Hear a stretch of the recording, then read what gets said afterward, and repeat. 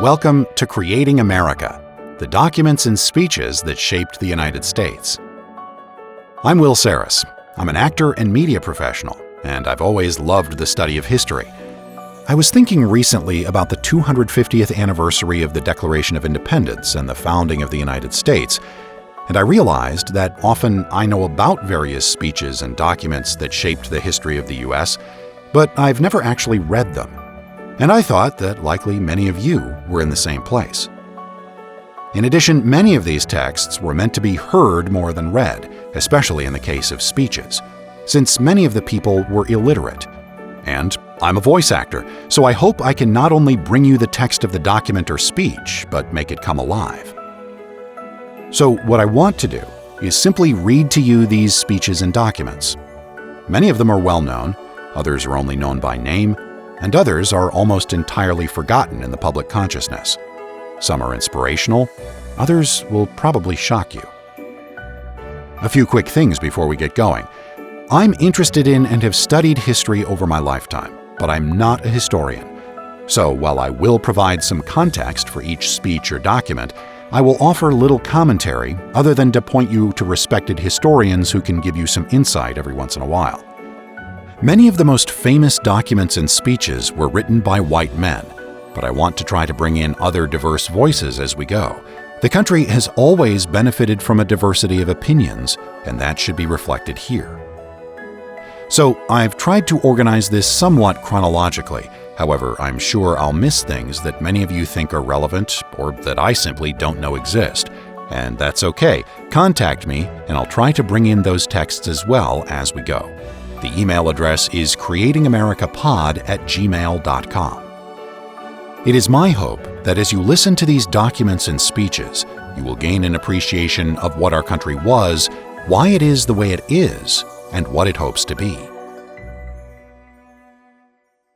The American Crisis, or simply The Crisis, is a pamphlet series by Thomas Paine, originally published from 1776 to 1783 during the American Revolution. There are 16 total articles. In this episode, we are going to read the first, which George Washington was said to find so inspiring that he supposedly ordered that it be read to the troops prior to the famous crossing of the Delaware, though note that Paine does devote a paragraph to praising Washington, which may have contributed to Washington's love of this article. This first article was published in the Pennsylvania Journal on December 19, 1776. Paine signed the pamphlets with the pseudonym Common Sense. Paine, like many other politicians and scholars, knew that the colonists were not going to support the American Revolutionary War without a proper reason to do so. Written in a language that the common person could understand, Paine's writings bolstered the morale of the American colonists, appealed to the British people's consideration of the war, clarified the issues at stake in the war, and denounced the advocates of a negotiated peace. The opening words of the first article are rightly famous. These are the times that try men's souls. The summer soldier and the sunshine patriot will, in this crisis, shrink from the service of their country. But he that stands it now deserves the love and thanks of man and woman. Tyranny, like hell, is not easily conquered. Yet we have this consolation with us, that the harder the conflict, the more glorious the triumph. What we obtain too cheap, we esteem too lightly. It is dearness only that gives everything its value. Heaven knows how to put a proper price upon its goods, and it would be strange indeed if so celestial an article as freedom should not be highly rated. Britain, with an army to enforce her tyranny, has declared that she has a right not only to tax, but to bind us in all cases whatsoever. And if being bound in that manner is not slavery, then is there not such a thing as slavery upon earth? Even the expression is impious, for so unlimited a power can belong only to God. Whether the independence of the continent was declared too soon or delayed too long, I will not now enter into as an argument. My own simple opinion is that it had been 8 months earlier, it would have been much better. We did not make proper use of last winter, neither could we while we were in a dependent state. However, the fault, if it were one, was all our own. We have none to blame but ourselves. But no great deal is lost yet. All that Howe has been doing for this month past is rather a ravage than a conquest, which the spirit of the Jerseys a year ago would have quickly repulsed, and which time and a little resolution will soon recover. I have as little superstition in me as any man living, but my secret opinion has ever been, and still is, that God Almighty will not give up a people to military destruction or leave them unsupportedly to perish who have so earnestly and so repeatedly sought to avoid the calamities of war by every decent method which wisdom could invent. Neither have I so much of the infidel in me as to suppose that he has relinquished the government of the world and given us up to the care of devils. And, as I do not, I cannot see on what grounds the King of Britain can look up to heaven for help against us. A common murderer, a highwayman, or a housebreaker has as good a pretense as he. 'Tis surprising to see how rapidly a panic will sometimes run through a country. All nations and ages have been subject to them. Britain has trembled like an ague at the report of a French fleet of flat-bottomed boats, and in the 15th century the whole English army, after ravaging the kingdom of France, was driven back like men petrified with fear, and this brave exploit was performed by a few broken forces collected and headed by a woman, Joan of Arc. Would that heaven might inspire some Jersey maid to spirit up her countrymen and save her fair fellow sufferers from ravage and ravishment. Yet panics, in some cases, have their uses. They produce as much good as hurt. Their duration is always short. The mind soon grows through them and acquires a firmer habit than before. But their peculiar advantage is that they are the touchstones of sincerity and hypocrisy, and bring things and men to light which might otherwise have lain forever undiscovered. In fact, they have the same effect on secret traitors which an imaginary apparition would have upon a private murderer. They sift out the hidden thoughts of man and hold them up in public to the world. Many a disguised Tory has lately shown his head that shall penitentially solemnize with curses the day on which Howe arrived upon the Delaware. As I was with the troops at Fort Lee and marched with them to the edge of Pennsylvania, I am well acquainted with many circumstances which those who live at a distance know but little or nothing of. Our situation there was exceedingly cramped, the place being a narrow neck of land between the North River and the Hackensack. Our force was inconsiderable, being not 1/4 so great as Howe could bring against us. We had no army at hand to have relieved the garrison had we shut ourselves up and stood in our defense. Our ammunition, light artillery, and the best part of our stores had been removed on the apprehension that Howe would endeavor to penetrate the Jerseys, in which case Fort Lee could be of no use to us, for it must occur to every thinking man, whether in the army or not, that these kind of field forts are only for temporary purposes, and last in use no longer than the enemy directs his force against the particular object which such forts are raised to defend. Such was our situation and condition at Fort Lee on the morning of the 20th of November, when an officer arrived with information that the enemy with 200 boats had landed about 7 miles above. Major General Greene, who commanded the garrison, immediately ordered them in arms and sent express to General Washington at the town of Hackensack, distant by way of the ferry 6 miles. Our first object was to secure the bridge over the Hackensack, which laid up the river between the enemy and us, about 6 miles from us and 3 from them. General Washington arrived in about 3/4 of an hour and marched at the head of the troops toward the bridge, which place I expected we should have a brush for. However, they did not choose to dispute it with us, and the greatest part of our troops went over the bridge, the rest over the ferry, except some which passed at a mill on a small creek between the bridge and the ferry, and made their way through some marshy grounds up to the town of Hackensack, and there passed the river. We brought off as much baggage as the wagons could contain. The rest was lost. The simple object was to bring off the garrison and march them on till they could be strengthened by the Jersey or Pennsylvania militia, so as to be enabled to make a stand. We stayed 4 days at Newark, collected our outposts with some of the Jersey militia, and marched out twice to meet the enemy, on being informed that they were advancing, though our numbers were greatly inferior to theirs. Howe, in my little opinion, committed a great error in generalship in not throwing a body of forces off from Staten Island through Amboy, by which means he might have seized all our stores at Brunswick and intercepted our march into Pennsylvania. But if we believe the power of hell to be limited, we must likewise believe that their agents are under some providential control. I shall not now attempt to give all the particulars of our retreat to the Delaware.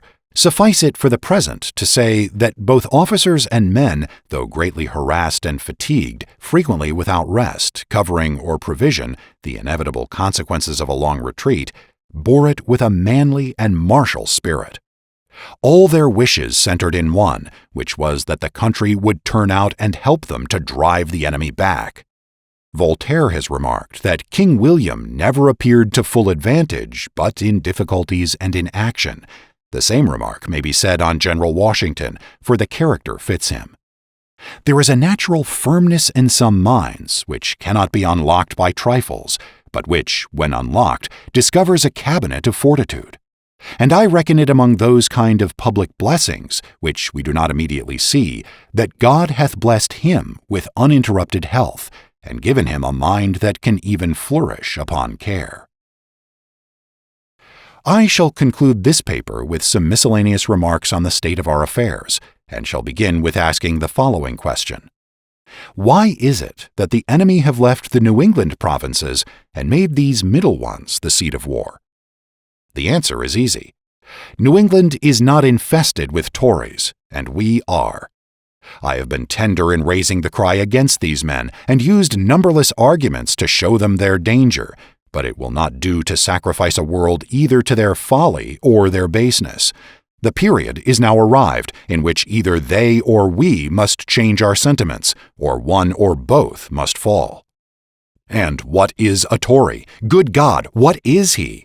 I should not be afraid to go with 100 Whigs against 1,000 Tories, were they to attempt to get into arms.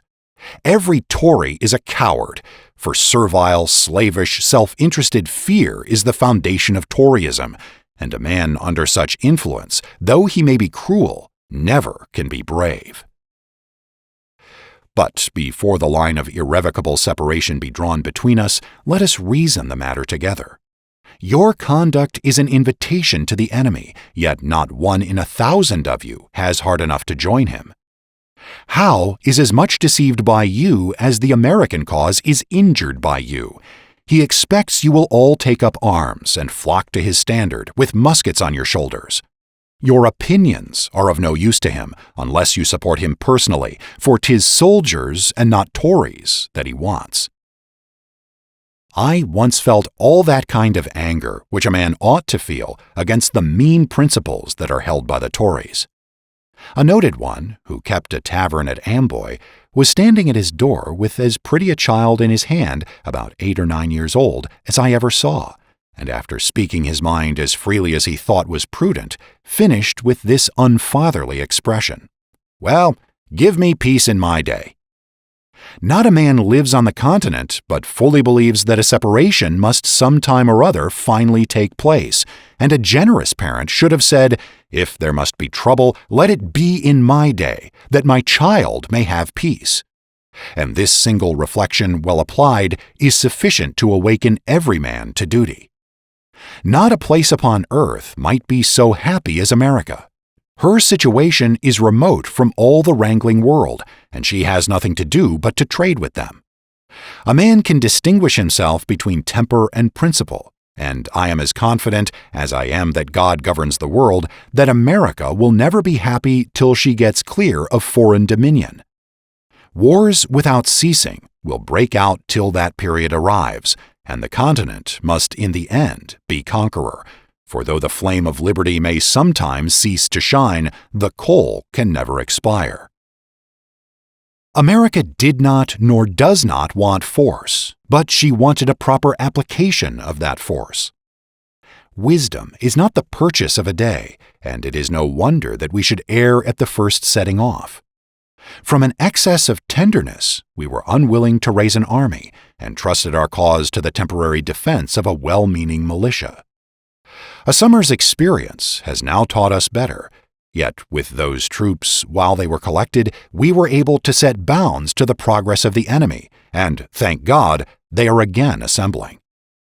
I always considered militia as the best troops in the world for a sudden exertion, but they will not do for a long campaign. Howe, it is probable, will make an attempt on this city, Philadelphia. Should he fail on this side of the Delaware, he is ruined. If he succeeds, our cause is not ruined. He stakes all on his side against a part on ours.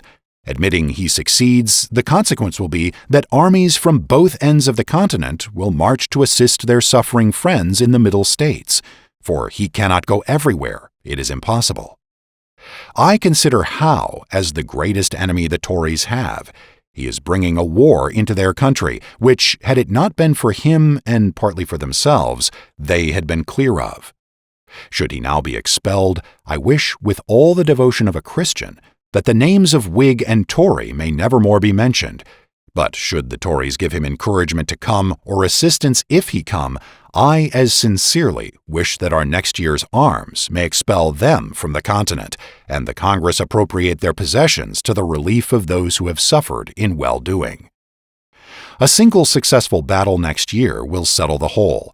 America could carry on a 2 years' war by the confiscation of the property of disaffected persons, and be made happy by their expulsion. Say not that this is revenge.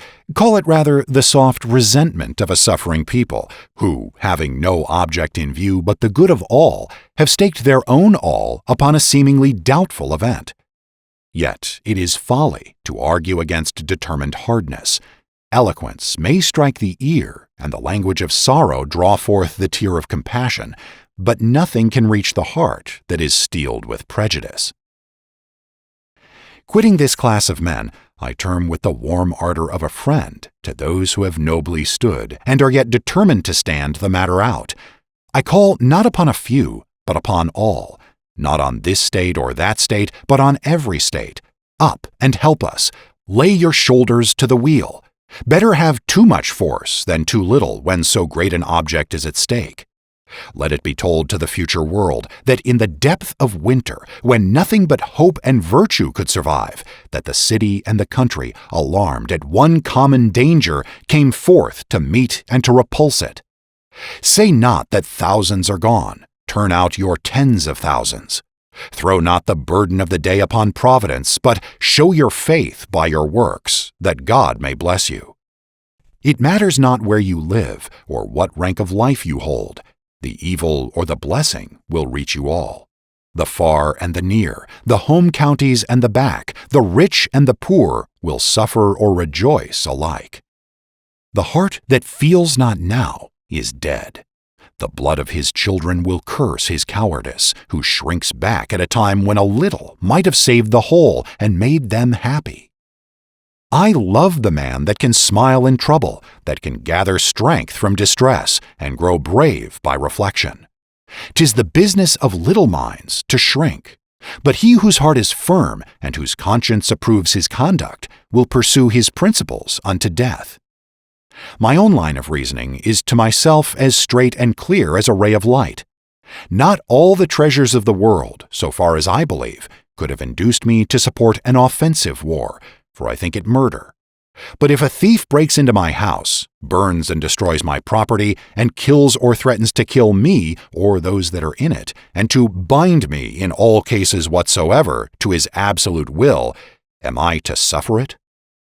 What signifies it to me, whether he who does it is a king or a common man, my countryman or not my countryman, whether it be done by an individual villain or an army of them? If we reason to the root of things, we shall find no difference. Neither can any just cause be assigned why we should punish in the one case and pardon in the other. Let them call me rebel, and welcome. I feel no concern from it. But I should suffer the misery of devils were I to make a whore of my soul by swearing allegiance to one whose character is that of a sottish, stupid, stubborn, worthless, brutish man.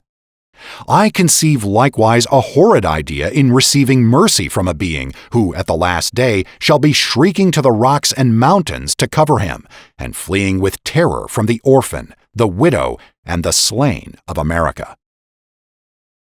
There are cases which cannot be overdone by language, and this is one. There are persons, too, who see not the full extent of the evil which threatens them. They solace themselves with hopes that the enemy, if he succeed, will be merciful. It is the madness of folly to expect mercy from those who have refused to do justice, and even mercy, where conquest is the object, is only a trick of war. The cunning of the fox is as murderous as the violence of the wolf, and we ought to guard equally against both. Howe's first object is, partly by threats and partly by promises, to terrify or seduce the people to deliver up their arms and receive mercy.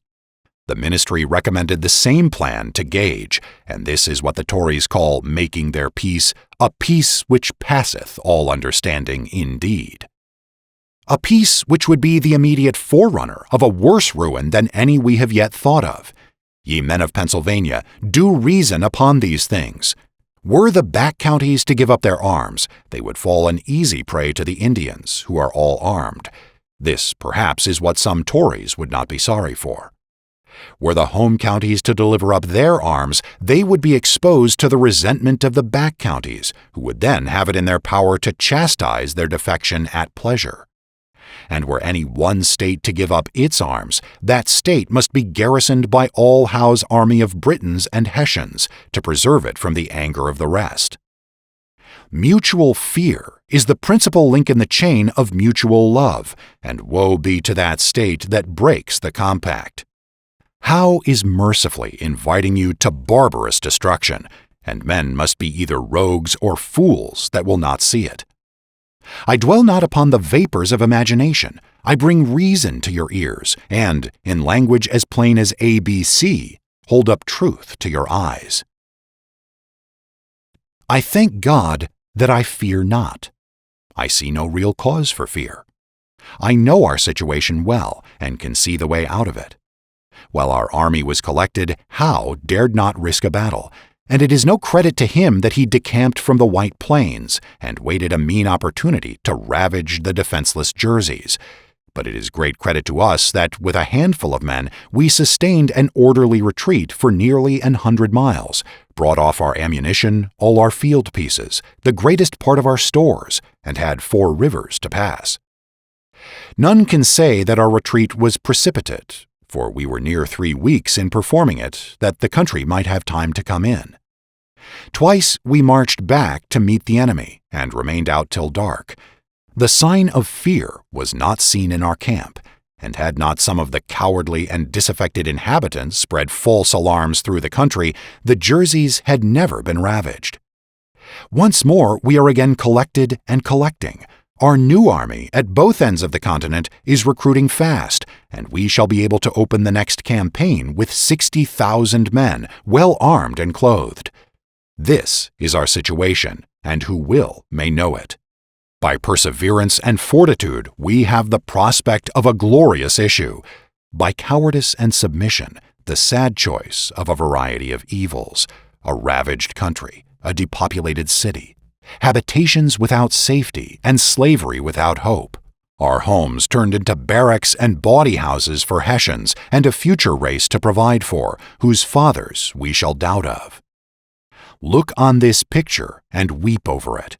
And if there yet remains one thoughtless wretch who believes it not, let him suffer it unlamented. Thanks for listening to this episode of Creating America, the documents and speeches that shaped the United States. I'm Will Saris, your host and narrator. This show is written and produced by me. If you like this podcast, please subscribe and rate the show and share it with your friends. I've also started a Patreon, patreon.com/William Saris, where you can support this project, which is something I do on my own time. Anything you can contribute is appreciated. If you'd like to send in a comment or request that I read a speech or document you think I missed, the email is creatingamericapod@gmail.com. You can find the show on social media by searching Creating America Pod, and you can find me there too. If you want to know more about what I do professionally, visit my website, williamsaris.net. Till next time.